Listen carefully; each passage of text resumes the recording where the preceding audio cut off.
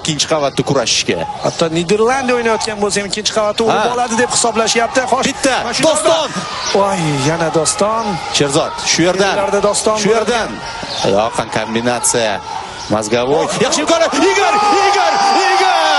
Bir gol. O'yindan urdik. Niderlandiyaga. Yaxshi. Ana hujum va ana hujumchimiz.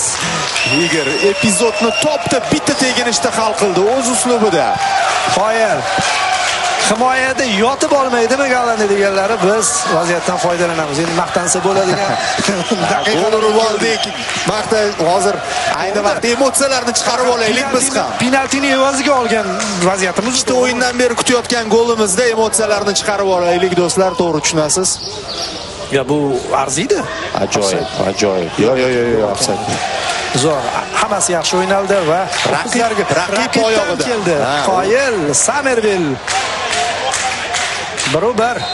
Xo'sh, endi Niderlandiya nima qiladi degan savol. Aqlli o'ynaganini qarang, Sergeyev darvozabonni ko'rib sekingina